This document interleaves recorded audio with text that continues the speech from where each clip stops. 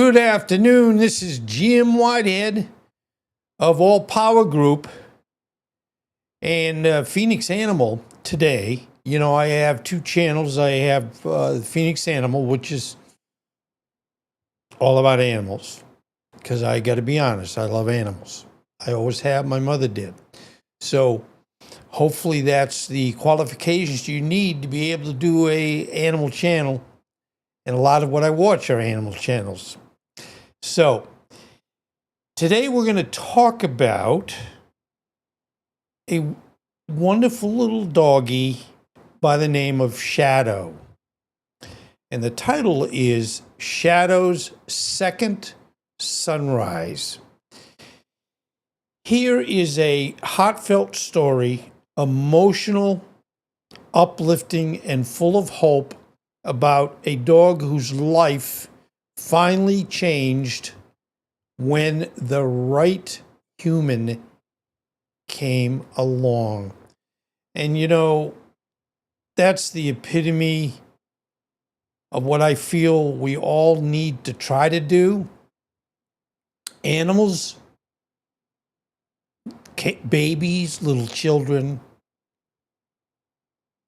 little cats, little dogs, they rely on us for a lot of different things. And it's not where they're like, well, I'm lazy and I just want to have somebody do everything for me. They're there for a wonderful companion. It helps when you, in my opinion, when you bring up a child with an animal or animals, it's wonderful. That's how I grew up. Or at the very least, you try to demonstrate, for example, a family can't afford an animal, or they, for a lot of different reasons, don't have the space, etc., or the money. But if you can, it's wonderful, because I did grow up with, in this case, a dog. And the dog's name was Ginger. And admittedly, I kind of pestered Ginger, which I still today, and I'm 76 now, feel very bad about. Anyway, there is another picture of little baby Shadow. And as I said, the name of this is Shadow's Second Sunrise. Now, what you're seeing right now is Shadow really didn't even have the name, but this was not a happy situation. And, I wouldn't even, and it only has happened a couple times where I do a presentation with an animal and it doesn't have a happy ending. So I kind of already have told you this is going to have a happy ending, but if you get to know me as a presenter, you'll see that I really grapple when, especially if I do an animal it's historical, a true animal, and sometimes a couple times that I can think of where, unfortunately, it didn't have a happy ending. And that one of them was, it was an extremely smart horse in the 1700s. This horse could, if the master said, hey, we're in a group around it, we're showing what you can do around a group of people, I want you to go and pick out, and this was a horse, by the way, a person that has a beard. The animal could count. And I can go on and on and on as to the things that was so cool about this animal, horse particularly. And unfortunately did have a sad ending. And it was mainly because this horse was so smart. And when the owner, I guess, went on the road and went to another country, when people saw what this horse could do, they thought it was a witch or something that was bad.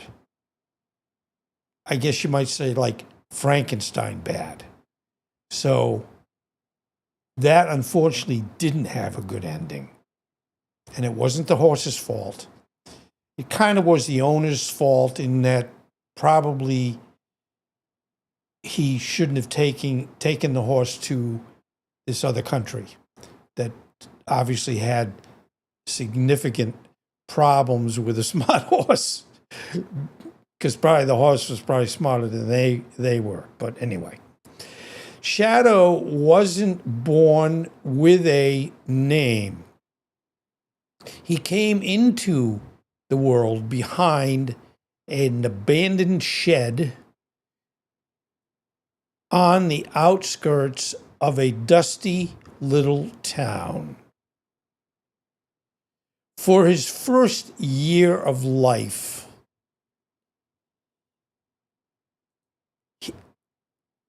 he survived mostly by luck.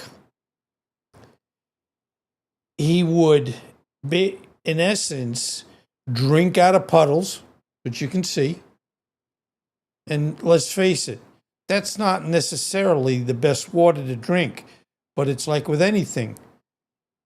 If it's the only thing you have, it's the only thing you have.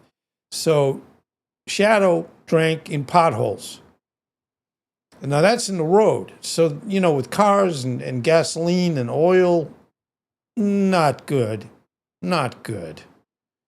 I mean, we give our Jamie reverse osmosis with minerals for her water, because we would know that even standard tap water would not be right for our wonderful Jamie. So here's Shadow drinking out of puddles.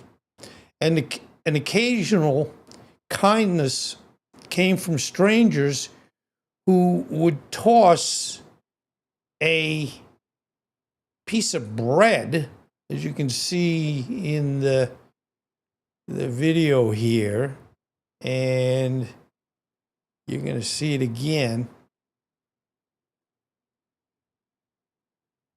That's the main source of food.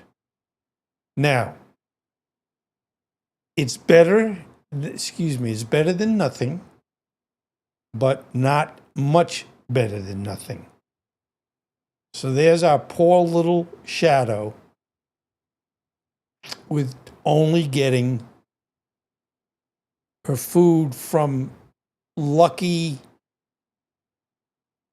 opportunities, people saying, oh, it's a dog. And I would be more apt to say, and please don't take this offensively, I would be more apt to say, the dog should get the best, and if we get bad people, they can get a piece of bread. I mean, yeah, I know you're saying, oh, come on, Jim. But I guess the point I'm making is there's no reason why a wonderful dog that's depending on people to have as a diet things she finds behind, restaurants that's been thrown away, or somebody just says, hey, I'm not going to eat this rest of this bread, I'm going to give it to the dog. That definitely doesn't really cut it real well. So, most days were very hard too. Hard for a dog as gentle as he was. He learned to avoid kicking boots or people kicking him. He would hide from loud voices and to run whenever a car slowed down just a little too long. And there you saw the car went by, and Shadow was off to the side, hiding in the bushes, saying, well, and I'm not going to put myself in any more danger than I'm already in. Now, it's pretty interesting that an animal born, and they have these fears, but they also know what's not good, and they would definitely understand that cars, as you would think, is something that I need to be careful to stay away from. When I take my little Jamie for a walk every morning, and I mean every morning, and we're not on a busy street, but when a car is coming one way or the other, I say to her, a car's coming. And of course, I tighten up the leash so she's right next to me and she can't get away or can't have anybody, any issue where you're going to have a problem with the car unless somebody was extremely malicious. But that would be, and I don't believe people do that generally. My having her so close, it wouldn't be where Jamie is the one that is hurt and I'm not. So it kind of builds an additional support and ensuring that she's safe.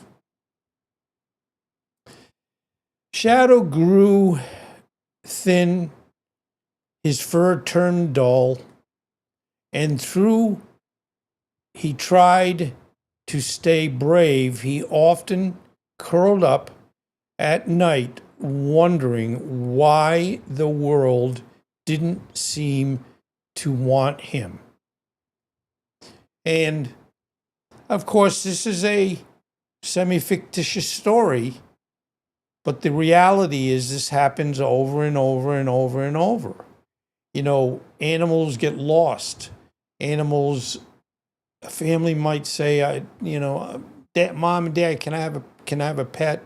I'll take care of the pet. They get the pet, and the child, and adults should recognize what they can count on and what they can't count on. And one is to say, well, we're going to get an animal, and you're going to be 100% responsible for the animal. I know we might say, well, that's good training for them to grow up where they're taking care of something like an animal. But I would say in some cases, you can't take that chance. You got to make sure you're happy taking care of the animal, the rest of the time or most of the time, however you want to look at it. Heading in the right direction, then came a cold winter night. It was freezing rain, slicked the streets, and Shadow could barely move. The poor thing, underneath a bus bench, soaking wet in very cold rain. That is no way to feel that something hopefully would or wouldn't be done, just to make sure this can have a true happy ending. He lay beneath a bus stop bench, shivering so hard his teeth clicked like tiny bones. He was exhausted, hungry, and nearly ready to give up. Now, the point of that last little statement, and I've said this many, many times, I wish I could step into somebody's body, an animal, a person, and feel. Certainly would it allow us to learn a lot about our own issues and other people's issues, but step in their body and feel what they feel. I mean, I know you're looking at this and we're both in a warm place. And the sad part is there are so many animals that are in the same situation. Now, on YouTube, there's a lot of animal channels. And you, in some cases, and I even have trouble with these, but I see where a dog looks like they haven't eaten their whole life. I will only watch that if it's relatively short, but you can tell it's got a happy ending. So, in other words, I don't sit there and look for things with unhappy endings. So, anyway, here's where things started to go in the right direction.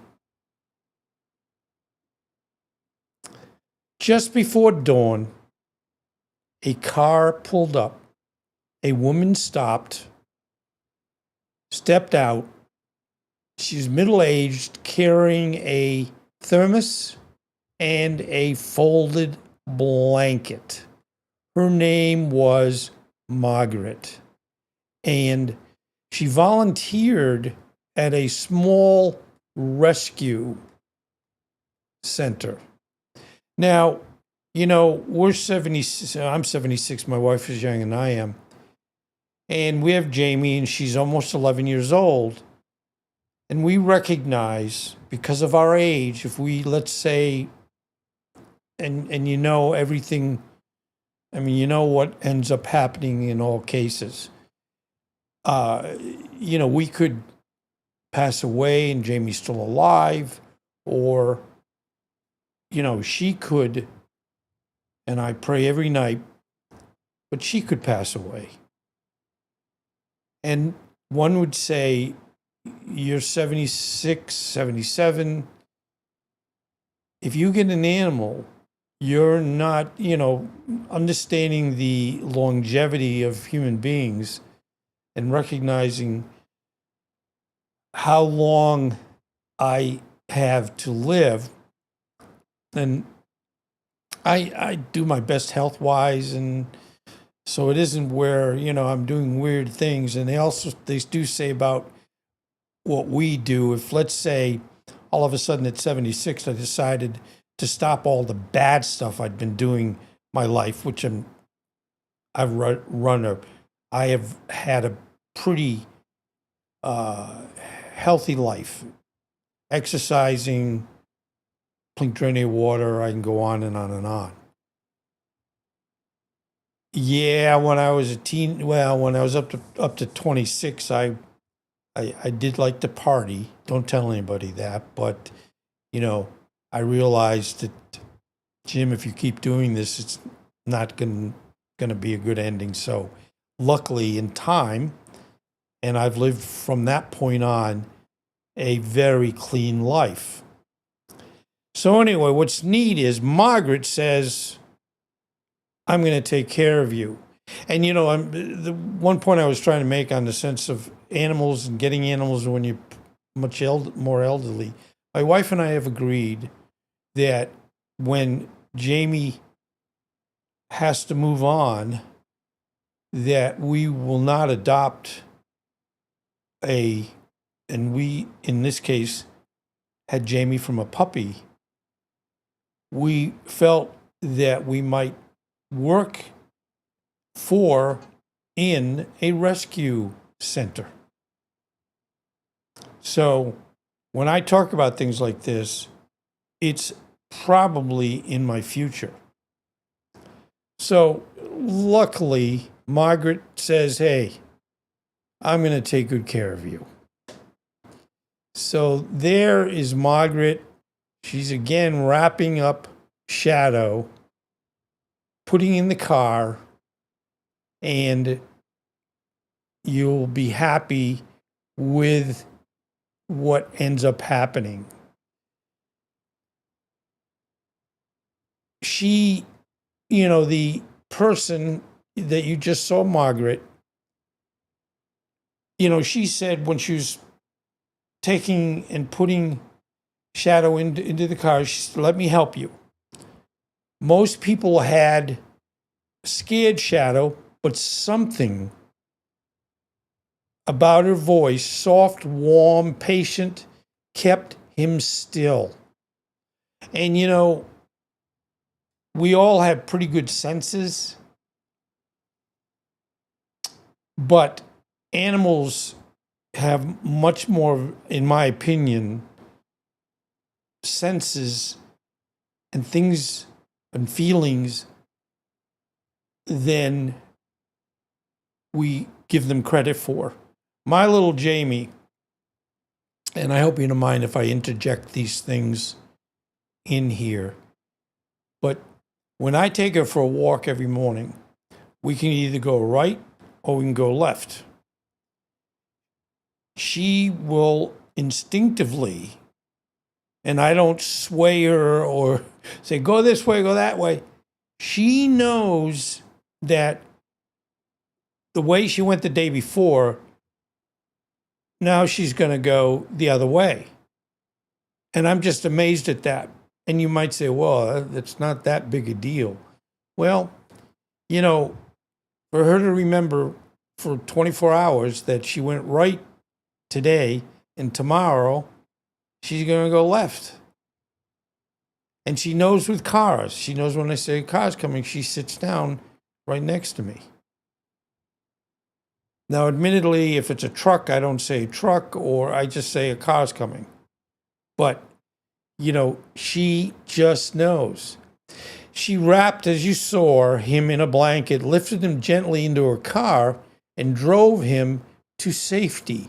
No shouting, no rushing, just steady kindness. The recovery was slow. Shadow had infections, cracked paw pads, and a limp from an old injury. But Margaret cared for him every day. She spoke to him often, even when he didn't understand words. And again, my feeling is they will get, if they hear the same thing and see you do one thing with words that you say, they're not dumb. They figure it out. And they're always looking for good things. What he understood was tone. And her tone said, you're safe now. You matter. You're home. Weeks turned into months. Shadow learned to trust. His tail, once tucked tight against his belly, began to wag. He followed Margaret from room to room as if he were shadowing her every step. That's how he earned his name, Shadow. Shadowing her, following her, because the recognition was, finally, I've got someone that loves me and is taking care of me. The day everything changed. One sunny afternoon, Margaret received a call. Someone wanted to adopt a different rescue dog. Shadow watched her pace the kitchen, heart thumping, afraid she might leave him behind for someone else. But she knelt by him, stroked his soft new coat, because now he's healthy, and said, "Oh no, my boy, you're not going anywhere. You're family now." Shadow pressed his head into her chest and let out a long, shaky breath, the first peaceful sigh of his life. And so Shadow's life truly began that day. The dog who once slept under benches now slept at the foot of Margaret's bed, and probably over time on Margaret's bed. You know, I tell these side stories, and I'm sorry, but we were having trouble with Jamie barking at night because she's she's almost 11. She's a little confused. So long story short, she sleeps right next to me, and I had never slept with a dog, even though I've had dogs my whole life. You know, I always felt, you know, that they like to kind of be on their own a little bit. But the neatest thing is, every night we get ready for bed, and when we turn the TV off, she looks up at me, and I can tell she's saying, I hope you're going to take me into where we sleep together. And I say, okay, come on, let's go. She's wagging her tail, and she keeps stopping because she's a little faster than I am. She keeps looking back, stopping and looking back to see if I was still coming. And when she sees me, she's like, she moves on and gets into the bedroom, and she's like, whew, we're going to have another good night. Anyway, the dog who'd been afraid of people now greeted the neighbors with cautious but hopeful eyes. The dog who had nothing now had everything. A home, a human who adored him, and a life full of warmth, walks, treats, and love.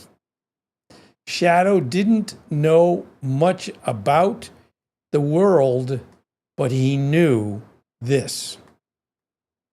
When the right human finds you, even the darkest life gets a second sunrise. So that's Shadow's second sunrise. And there you see, and you know, admittedly, this is fully grown, but Shadow is walking with Margaret and doesn't have a care in the world. So anyways, I hope you enjoyed that. And I appreciate, you know, being able to do these for you. I always look forward to my next big adventure. And again, it's either an adventure related to animals or it's an adventure related to coffee. And by the way, my coffee channel, I've been up and running with that for about 2-3 months. It is Power Coffee News. And what I try to do in my last presentation is just come up with some very historical things that have brought coffee up front for us to finally get to know. And it's just amazing. You know, coffee was not what you'd say until literally, and I did do a presentation on the Coffee Channel, how they discovered in one part of the world, they discovered coffee because a sheep herder, and they must have been around some, wild coffee trees. He saw, his sheep eating in what we call, coffee cherries, the coffee beans inside.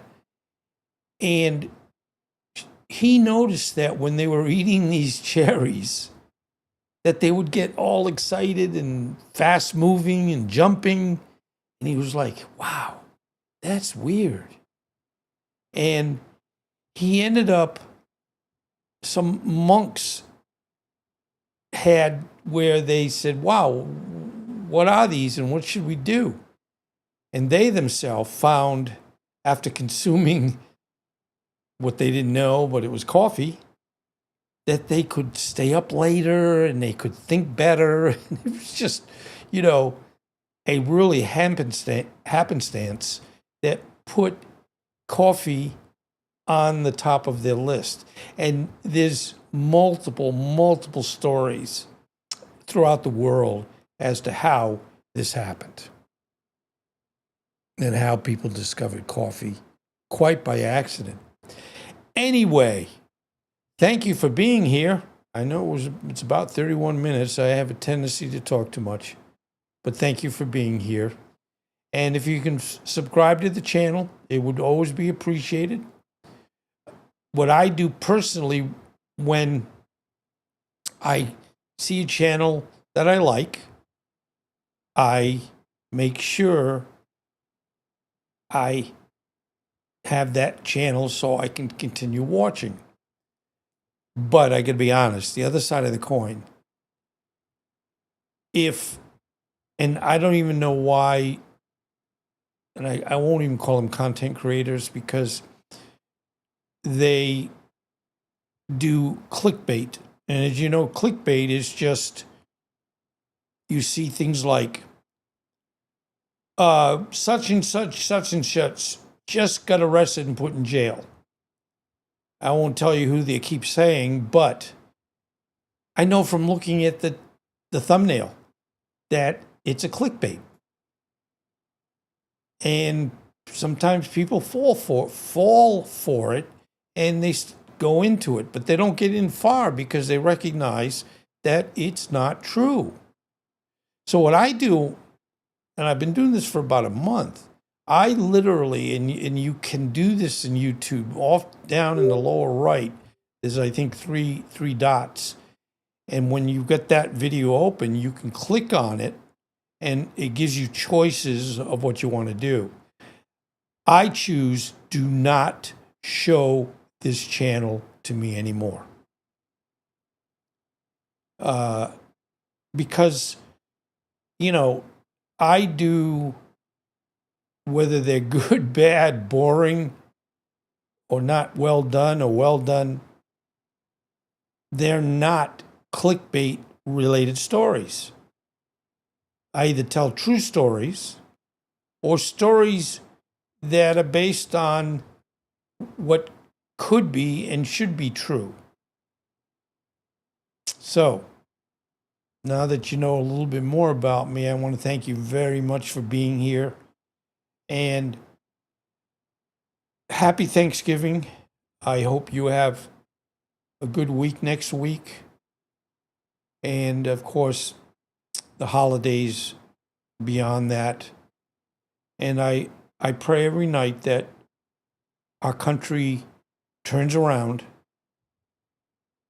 and has it where we can be happy again and not have artificial poor things happen that shouldn't even be happening and wouldn't happen in normal times. So again, thank you. All Power Group, Phoenix Animal. Thank you again. And I want you to take care. Thank you.